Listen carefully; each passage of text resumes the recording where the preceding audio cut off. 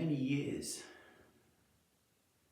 the teaching of the Buddha has been captured and encapsulated in a simple formula that's known as the Four Noble Truths, the Arya Satya. The first three truths form part of a simple argument that life, as we experience it, has the quality of being unsatisfactory. That there's always something more we can do, there's something more we can achieve, that we can make everything bigger, better, faster, or slower, more calm, whatever. But whatever we meet has the quality of being unsatisfactory. This is called the Dukkha Arya Satya. The Samadhi Arya Satya is the second noble truth, which says, well, there's a cause for this. It doesn't just happen, there's a cause. And once we can understand the cause, then we stop being a victim in our own life. And the third noble truth, the Nirodha Arya Satya, says, well, we can do it. It can be done. All we have to do is, on one hand, want it enough, and then apply ourselves to it. And then the fourth noble truth, the Magga Arya Satya, is how to do it.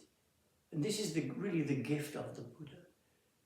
When he said, well, I'm not a special being, I'm just a man. And whatever is possible for me is possible for you. And here's how you can do it. And then he, over the years, this has become formalized, and we have the Eightfold Path, these 8 aspects of training that we can commit to understanding, to applying to our life, and to realizing the depth and the subtlety and the nuance of these 8 aspects, beginning with right understanding, then right intention, right speech, right action, right livelihood, right effort, right mindfulness, and right concentration. These are the 8 aspects of the Eightfold Path. And these aspects can be further divided into 3. The Sila, the Samadhi, and the Panna. So Sila is, like all Pali words, we have a very simple translation which we say Sila means morality, and yes it does, but also it has more subtle meanings. It can also mean virtue. It can also mean character. So the Sila that we encourage people to follow, not as a directive from God or from the Buddha, but for their own benefit, is to live a wholesome life.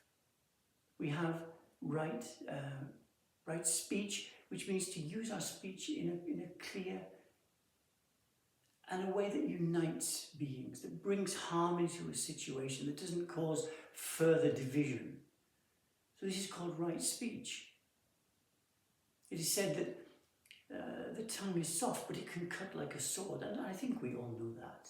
I don't think we have to have that really explained to us. We've all had hard and sharp words said to us, and we've probably done it ourselves to others. So the Buddha said, well, take care with your speech because you can do a lot of damage. So we have right speech. Then we have right action, which is how we live in the world, which is the 5 precepts. As lay people, there are the 5 precepts, these 5 rules of training, and that's how they're understood. I take upon myself this rule of training. And the first one is not to harm other beings. And at the beginning you may think, well, I don't harm other beings. I don't kill people.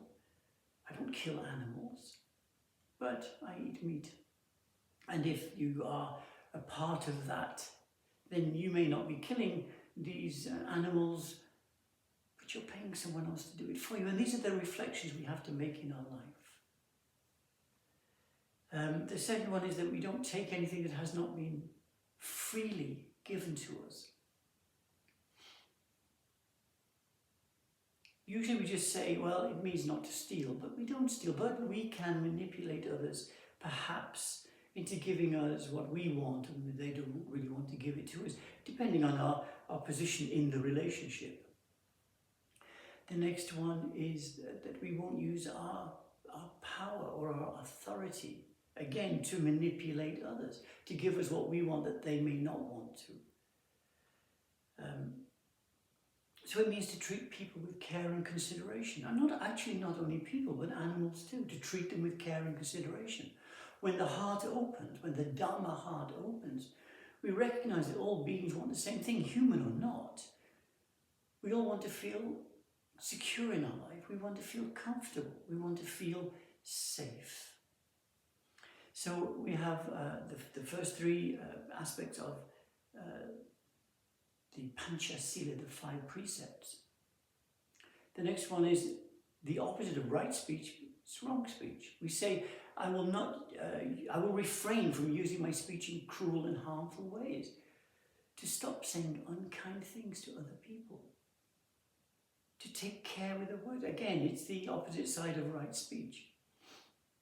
And then the last one is that we won't use drugs, including alcohol, of course, that tend to cloud the mind. Why? Because our whole movement in life is to have the mind as clear as possible so that we can see reality. The whole practice of the meditation is about clear seeing. That's what the word vipassana actually breaks down into. Clear seeing. To see things as they really are. So we don't interfere with that as much as possible. So we have this way of living in the world, following the 5 precepts. And it is said that the one that naturally follows the 5 precepts in their life is living the life that an awakened being spontaneously lives. That we don't bring harm to ourselves or to others. As much as we can, we don't bring harm to ourselves or to others. That's so beautiful. And then the last one in the area of Sila, of virtue, is right livelihood. How do we make our living? Most people have to have a job and have to work in the world. What is it that we're doing? Do we harm other beings or nature, or do we, bring something of value? We have to know this for ourselves. In Buddhist teaching, there is a list of unwholesome occupations, and you can find it easily enough. So we have to, we're just reflecting on our life. And this is important. I will come back to this point, but we reflect upon our life. What is it that we're bringing as a consequence of what we do into our own life? And then we have Samadhi. So Samadhi in this sense means the meditation practice. And here we speak about Vipassana. That's really all we speak about in Vipassana, including Metta and Maranusati and certain different ones, but always in the field of Vipassana practice. So the first one is on the list. The first one is right effort, samavayama, right effort, which means the effort to, we could say, wake up in the morning and to actually get out of bed and to go to your cushion and to begin your practice. So it's that physical effort to go past watching the television in the evening or going with friends or whatever, delaying or putting off your practice. It means to do what you're supposed to do. Sama Vayama, but more than this. The subtlety of this then is about the meditation itself. It is to recognize the movements of mind. Actually, not just in the meditation, but in our life. This thought that's arising now. What should I do with it? Should I empower it? Should I act on it? Or should I just notice its quality and let it go? Or should I recognize that it's something unwholesome, that I should immediately let it go, not repress it? That's not the point. Indulgence and repressions are 2 aspects of mind that really don't bring a good result. So right effort, there's the physicality of it to get to your cushion, but once there, to let go of any intention to get something, but just to sit and be with what is. But as you're sitting and being with what is, there is this recognition of this thought is worthy of empowering. This thought is only worthy to let go of. And so we cultivate this practice of clear seeing, which is the next step. Right meditation or right mindfulness. So mindfulness is called samasati, and mindfulness is a word that's become very popular over recent years. But in Dharma practice, it belongs to this list of 8 things. None of these things are stand-alone things. And I think this is really not well understood. That each one of these 8 things is being supported by the other 7. All the time. Things don't just happen. And so we cultivate the way of seeing, the way of understanding, the recognition that how we live has a consequence, and what we are empowering in our ordinary life is exactly what we're going to meet in our meditation. If we are people who are impatient and angry and aggressive in our ordinary life, then when you come to meditation, that's what you're going to meet. You're going to meet the consequence of those activities in your life. Of course you are. And things don't just happen. This is something that we have to understand. That things don't just happen in our life. There's a cause. And the cause is always ourselves. Always. So we have this right mindfulness. Right mindfulness is the cultivation of an internal awareness so that we can recognize the qualities of the mind that are arising and passing away. And that we can recognize that the individual quality is to be impermanent. And that it has no deeper meaning than what we apply to it. To each thought, each mood, each feeling and each emotion, we can always say the same thing. This is not me. It's not mine. It's not what I am. And if it corresponds to those 3 things, which of course it does, I've just said that it does, we can let it go. It's just a cloud passing through a clear sky of mind. And this practice then isn't just when we're sitting formally, something like this, but all the time to cultivate awareness. So mindfulness is the internal awareness, and awareness is then the external awareness. If that doesn't sound too confusing. And we need to cultivate both. We need to see practically how we live in the world, that we don't step off the pavement into the way of into an oncoming bus or a car or something. And then we need to take our awareness inside then to see the nature of the mind, because it is this mind that is conditioning the world that you experience. And this is, again, these are simple teachings, but they're so profound. We don't see the world as it is. We see the world as we are. So if we are unhappy, then the world's an unhappy place. If we are happy, the world's a happy place. If we are kind, the world is a kind place. Our world. The world that we are generating by our identification and our attachment to thoughts as being who and what we are. But they're not who and what we are. They're just moments of mind arising and passing away, conditioned by the past. And the next one is Samadhi, which is usually translated as right concentration, but perhaps easier to understand is right focusing of mind, that we bring our mind to one point. When we begin the meditation, when people come on retreat, for example, it's the first talk given, this teaching of anapanasati, to narrow the awareness, to push everything away, so all we're left with, ultimately, is the touch sensation of breath as it passes through the nostrils.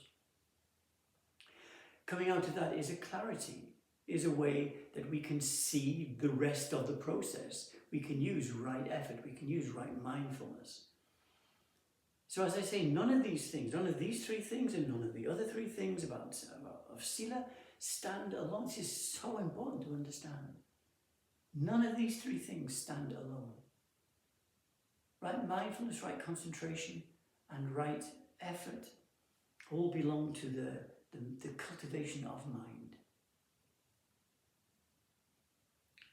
Right speech, right action, and right livelihood belong to the cultivation of this being of virtue, let's say that, the cultivation of virtue. And these 2 things together then lead to the cultivation of the first one, actually, right understanding. To understand the reality of this being that we call self, to understand properly, not to cultivate a new belief system. That's not the point. But to understand three particular aspects of often confusion in our life. The first one is karma. Karma is such a deep, powerful and subtle teaching, and so important. If people could really understand the reality of karma in their life, then how they would live would be very different. Every thought, mood, feeling and emotion that arises, that you empower, has a consequence. And that consequence arises with the moment of empowerment of that thought, mood, feeling or emotion. It may not be felt for some time later, but our freedom is about understanding this and about letting go, letting go, letting go. The mind arises and passes away. It's not you, it's not yours, it's not what you are. So relax a little bit. Just relax. It's just life. No need to be upset. No need to be too concerned. The mind arises and passes away. With the practice of vipassana, we can see it. With the practice of right effort, we can understand it. We can determine what has value and what does not have value in our life. With the practice of Samadhi, with the concentration, or the focus of mind, we're not just being pulled out into everything that's arising around us.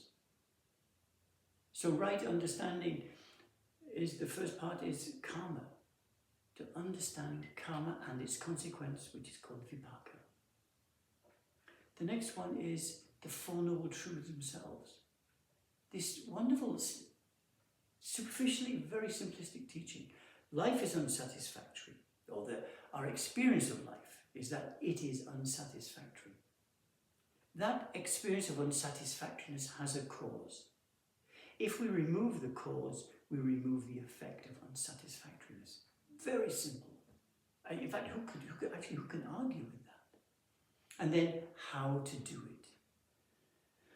So this is the second part of right understanding, Samadhi. And then the third part is that everything that exists has this same three aspects of anicca, anatta, dukkha in Buddhist language, of anicca, of impermanence, that whatever arises is impermanent. Nothing lasts for more than a moment. And things don't change, things are change itself. The mind doesn't change, the mind is change. Life doesn't change, life is change. And it's moving all the time. And when we understand this, then it's not seen as the enemy. Before we understand this, we can very often feel frustrated and disappointed because things are changing. Our relationships are changing, our body is changing, we're moving through life, old age, sickness and death. Our mind states are changing. We have moments of happiness, moments of despair, moments of anger, moments of frustration, and so on. But they're all arising and passing away, and each one of them only ever has the power that we give it. And behind those changes is the second part. There isn't anything. There isn't anything permanent. When we look for a self, something that exists in a real and direct way, we don't find anything.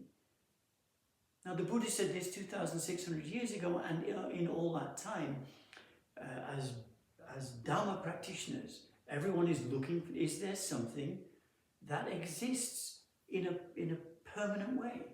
And so far no one has found anything. We can cultivate belief systems about higher self and souls and whatever. But again, when the Buddha would meet this kind of argumentation about the soul, the Atman, he would say, so show it to me. Say, oh no, we can't show it, but you have to believe. And so the consequence of those two things is our ongoing experience of unsatisfactoriness, that everything's arising and passing away, nothing is permanent, and we meet this unsatisfactory relationship with life, called dukkha, often translated as, I think inadequately, as suffering, but as unsatisfactoriness. So that's the second and third part of the right understanding, the Four Noble Truths and the three signata, the three signs of being. And that brings us to the last step on this path that belongs to the third section called Panna, which is right intention. What is your intention? When you sit in meditation, what is your intention? If it is ambitious and you want to get something, even if you want to get understanding, you're going to be disappointed. Many times, perhaps sometimes you will have a small understanding. But you have to understand, what you do have to understand is that the Buddha didn't get enlightenment, he realized it. It was a quality that he already had. And although he tried for 6 years, according to the legend, he tried everything. The hardest ascetic practices that were known, he tried them, he did them. But they only took him to the point of death. And so he said, okay, then I give up.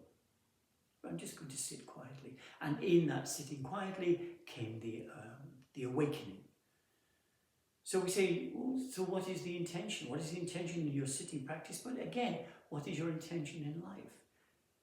When the Buddha was speaking about karma, he said, it is intention that I call karma. Intention. Having decided I act. So all these 8 steps, and then there's sub-steps as well, all support each other. So right intention is supported by right understanding. Right understanding is supported by right mindfulness, right concentration, and right effort. And right mindfulness, right concentration, and right effort is supported by the way we live in the world, by right speech, right action, and right livelihood. So this list of 8 things isn't really a list, it's a circle. And actually I'll go further and say it's a sphere.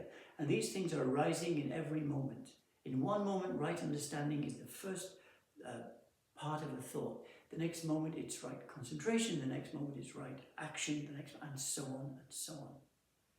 So this is the teaching that was left to us from Siddhartha Gautama 2,600 years ago. There are many stories about the Buddha. Of course, the sutras are enormous. We can't know if they're true or not. But what we can know is the teaching. We can know the Dhamma. And why? Because it's all testable in our ordinary, everyday life. We can apply these 8 things and the sub-things. We can apply a moral lifestyle and see, does that bring benefits to my life or not? You have to know for yourself. I could say, yes, of course. It brings many things to cultivate kindness. You know, one of the qualities of the Buddha, and certainly the qualities of my teacher, was kindness, to share what we have. So this is our Dharma practice, to test the teaching, to test what is given to us. Many times I would go to my own teacher. I was with him for 22 years, and I would kneel in front of him in Anjali like this, and I would, I don't know, complain about some aspect of my life. And he would listen for a moment, and he would say, Michael, now you need loving kindness. And he was right. And I would ask him then, so what do I need to do? And he would tell me, and I would go home or go back to my life, and I would apply the teaching to see if it worked or not. And it always worked, always. And I saw my life open like the lotus flower in the morning. I saw my life improve by these simple teachings of not becoming too involved with this idea of self, with the mind. Always grasping at something and rejecting something else. In a way we can say that everything's fine. Actually, everything's fine. It's just life. It's just moments of mind arising and passing away. None of them are you. None of them are yours. And none of them are what you are. So relax a little bit. Cultivate love, compassion, joy, and equanimity, the Brahma Viharas. Cultivate these things in your life. And you will see also your life open like a lotus flower. So then I offer this to you today for your consideration and your reflection.